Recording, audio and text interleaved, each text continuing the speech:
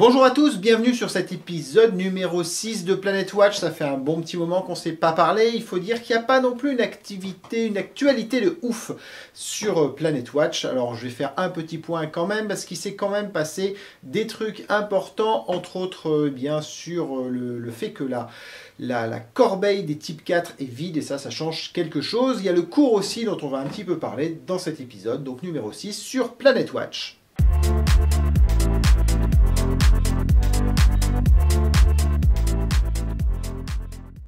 Alors comme je vous l'ai annoncé, j'avais envie aujourd'hui de vous parler de en fait, la recycle bin, du niveau des types 4 et globalement des rewards sur Planet Watch.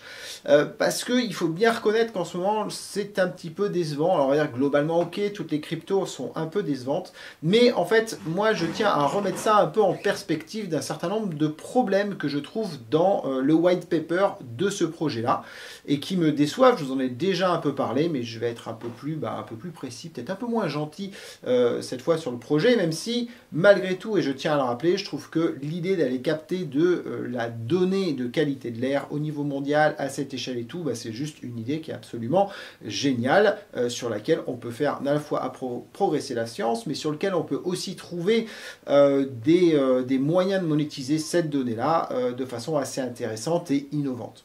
Alors, pour commencer un petit peu dans mes remarques par rapport à ce white paper qui traîne depuis un petit moment, c'est que déjà quand on regarde le nombre de tokens de Sunsor que ce white paper, j'arrive pas à parler aujourd'hui, white paper prévoit, eh bien on est autour de 40 000 Sunsor. Ce qui est rien du tout, puisque aujourd'hui on a déjà 62 000 Sunsor qui sont en train de tourner. Et donc ça veut dire que, grosso modo, quand ils ont fait le white paper, ils ont prévu qu'on allait être à full reward, c'est-à-dire la distribution complète des rewards telle qu'elle est prévue à l'origine, autour de ces 39 000 Sunsor, c'est-à-dire la somme des type 1 avant d'arriver au capping, des type 2 avant d'arriver au capping, des types 3 avant d'arriver au capping et des types 4 avant d'arriver au capping.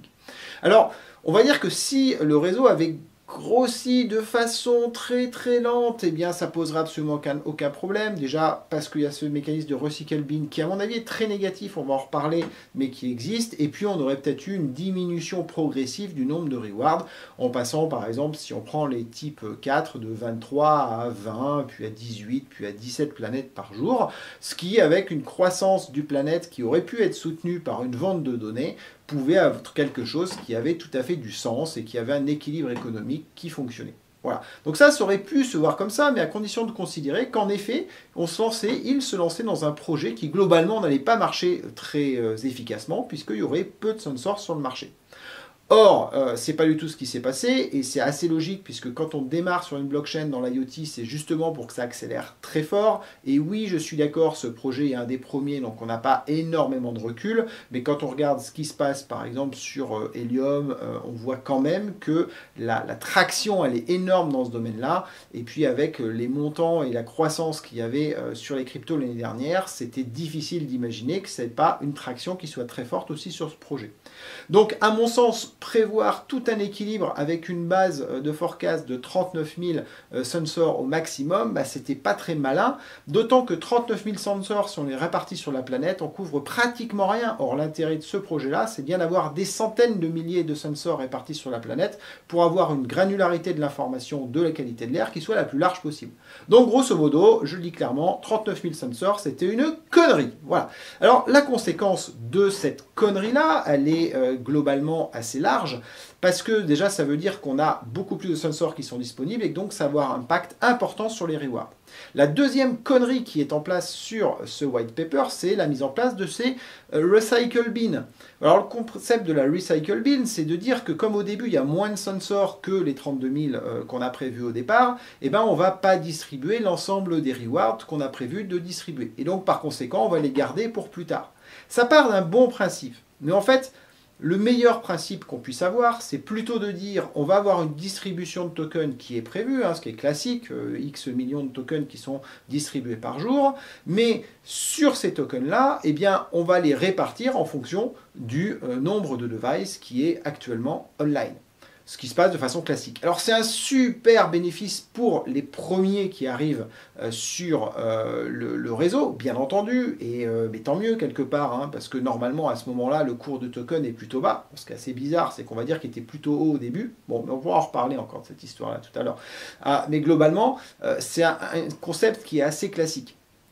L'avantage quand on fait ça, c'est que plus on a de sensors et moins on a de tokens, mais on a une diminution du nombre de tokens qui est globalement linéaire, régulière, et qui fait que quand on rentre sur le projet, on peut avoir une certaine prédictibilité de ce qu'on touchera quand on recevra le matériel, et puis on a une prédictibilité d'une certaine façon de la décroissance des revenus. Donc on sait à peu près globalement où on va. Avec le problème, le principe de la Recycle Bin, qui a un aspect positif, c'est de ne pas donner trop de tokens au début et donc de ne pas créer, de ne pas submerger en fait les exchanges avec cette supply de tokens, eh bien on se retrouve avec une problématique qui est beaucoup plus importante. Déjà parce que elle cache un petit peu le niveau de la supply en n'ayant pas une supply régulière, mais une supply qui est relativement faible au début, parce que tous les tokens qui sont distribués ne sont pas disponibles à la vente, donc ça fait une espèce de stacking forcé par le système qui a une certaine tendance à jouer sur le cours, et qui explique que le cours était plus élevé au départ qu'il l'est aujourd'hui. Ce qui est un petit peu embêtant quand un projet avance, on espère plutôt qu'il prenne de la valeur. Mais comme là, la supply a augmenté très fortement entre le début et la fin, forcément, avec plus d'offres, on a écroulé le cours, ce qui est assez logique. Alors le deuxième effet qui se coule de cette Recycle Bin, c'est que quand on dépasse le nombre de sensors prévus, c'est-à-dire quand on explose le capping par exemple des types 4 qui étaient à 10 000 au départ et qui maintenant sont 40 000 à fonctionner, eh bien on a maintenu de façon assez artificielle les rewards de 23 planètes par jour sur 30 000 type 4 qui ont été distribués par la suite et qui tournent aujourd'hui. Et donc on a inondé le marché à ce moment-là de tokens. C'est-à-dire que si on avait un nombre de tokens prévus par jour qui était relativement fixe, et au début on n'en a pas mis assez, et donc on va dire artificiellement on a surévalué le cours du token, et puis par la suite on est allé au-dessus et largement au-dessus de ce qu'on devait fournir comme reward jour par jour, et donc par conséquent on a inondé le marché avec ce token-là. Et du coup, on a écroulé la valeur du token. Alors, c'est ce qu'on voit très bien sur ce graphique quand on regarde le cours du token et quand on voit la supply, c'est-à-dire l'offre de tokens sur le marché issu du minage. On voit qu'à cause de cette Recycle Bin qui s'est vidée dans le type 4 avec beaucoup trop de tokens pendant un moment, on voit bien que sur un point d'inflexion, on voit bien qu'on a la courbe du prix qui s'écroule au moment où la courbe de ce qu'on balance sur le marché en termes de tokens est en train d'augmenter. Alors, on espère et on va espérer que cet épisode soit un petit peu derrière nous, enfin jusqu'à ce qu'on ait le même effet sur les types 1, mais on va espérer que ce soit un petit peu derrière nous, puisque on a vidé le Recycle Bin dans la semaine, ce qui me donne l'occasion de vous faire cette vidéo pour vous parler de tout ça, et en vidant le Recycle Bin, d'un seul coup, on vient de couper le robinet des planètes. On vient de revenir à une supply qui est une supply un petit peu plus normale. Alors, ça a une conséquence, ça, c'est que d'un seul coup, les mineurs sont passés de 23 planètes à 4 planètes par jour. Alors, bien sûr, d'une certaine façon, c'était prévisible, mais tout le monde n'avait pas anticipé cette mécanique parce qu'elle est non linéaire et qu'il ne s'agit pas non plus d'un halving, il s'agit vraiment là d'une diminution brutale liée au nombre de type 4. Alors, les types 4, heureusement, ont été arrêtés à la vente. Il y en a toujours au niveau des licences 57 000 qui ont été vendues pour 47 000 qui tournent aujourd'hui. Donc on peut encore avoir des gens qui vont recevoir des types 4, à peu près 10 000 personnes. Et nous ayons une petite pensée pour ces 10 000 personnes qui vont recevoir ces types 4, puisqu'ils vont recevoir donc du matériel qu'ils ont payé à peu près 200 à 250 $, puisque les gens sont un peu fait plaisir aussi en augmentant les prix, c'est pas 300, pour lesquels ils vont toucher 4 planètes par jour, la planète étant aujourd'hui à 15 centimes de dollars, mettons que ça augmente un petit peu et qu'on arrive autour des 20, ça vous fait du 80 centimes par jour. Je ne vous cache pas qu'un an d'amortissement pour un investissement comme ça, il vaut mieux acheter des cartes graphiques, faire du Bitcoin ou de l'Ethereum. Donc par conséquent, en fait, avec cette double mécanique super négative, mal pensée au départ, en fait, ils sont en train de tuer le projet, tout simplement parce qu'aujourd'hui, il n'y a plus de rentabilité à rentrer sur du type 4 dans ce projet-là. Or, le type 4, c'est quand même le type le plus accessible qui peut se déployer au niveau de la planète de façon beaucoup plus large. Si on avait une descente qui était plus régulière, on aurait peut-être moins cet effet, et puis peut-être une organisation un peu de la répartition différente. Le cours aurait peut-être pu se maintenir aussi de façon un petit peu meilleure, ce qui aurait été bien. Alors l'autre élément qui est assez négatif aussi sur le cours, c'est qu'aujourd'hui le cours, si on regarde bien, hein, il est alimenté par de la spéculation, des gens qui se disent que dans le futur, ces planètes auront de la valeur. Or, pour que dans le futur, ces planètes aient de la valeur, il faut qu'on vende de la data. Bien sûr, hein, c'est ça le cœur du truc.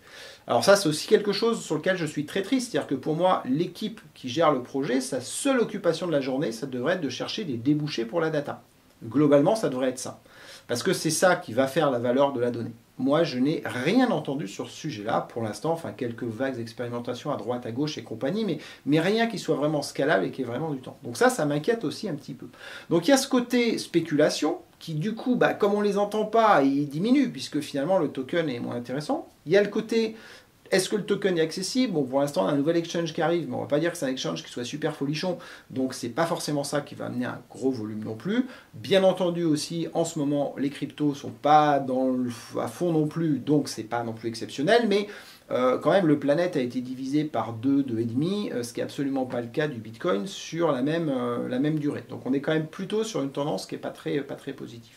Et puis, le troisième élément qui a du sens dans la valorisation du token, il y en a un quatrième que j'en parlerai tout à l'heure, mais que je n'apprécie pas trop, mais le troisième qui a du sens, c'est la vente des licences, puisque celle-là, elle force à passer par du planète et acheter du planète, même si elles sont exprimées en dollars et qu'on ne sait pas vraiment ce qui est fait de ces planètes ou de ces dollars qui sont utilisés. Et dans le fond, ils devraient réduire la supply plutôt que d'alimenter les caisses de l'entreprise qui gère le projet, hein, puisqu'on doit être sur un projet qui est un projet distribué et pour lequel on doit rémunérer la chaîne et pas rémunérer l'opérateur du projet. Mais bon, ça c'est encore un autre discours.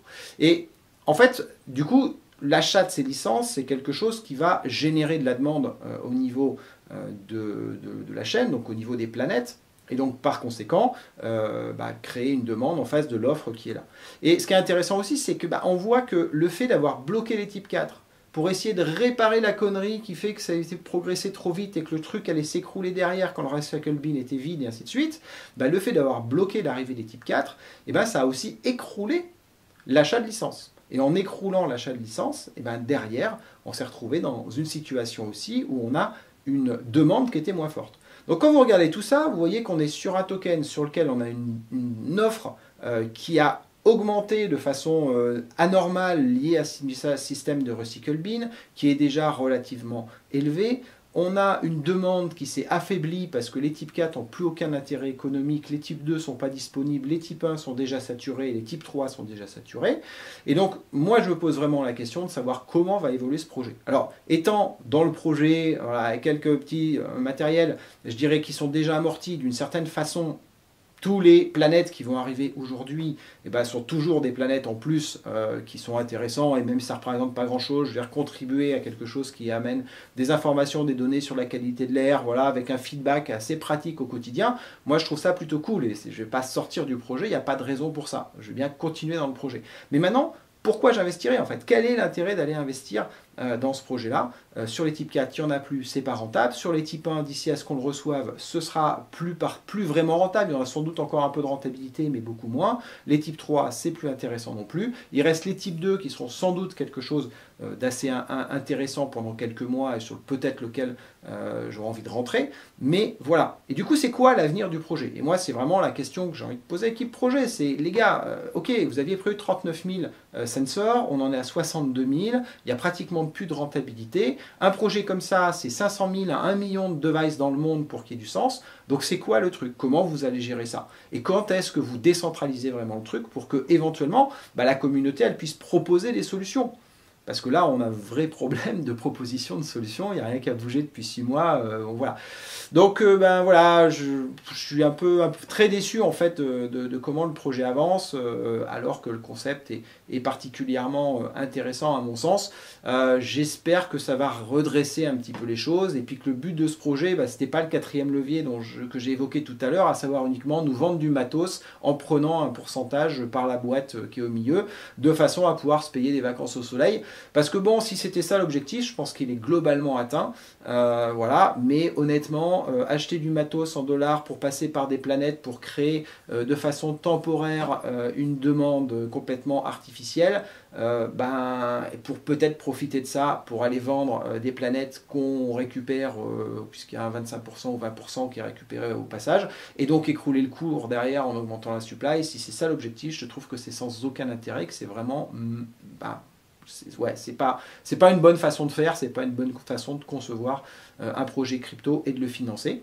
Voilà, donc j'espère que c'est pas ça, j'espère qu'on est sur des gens qui ont vraiment envie de créer de la data pour la planète et qui vont trouver une solution pour rééquilibrer tout ça de façon à ce que le cours augmente, de façon à ce que la distribution de planètes puisse se faire sur des nouveaux modèles qui arrivent et sans noyer le marché avec des milliards de planètes comme c'est un petit peu prévu aujourd'hui. Voilà.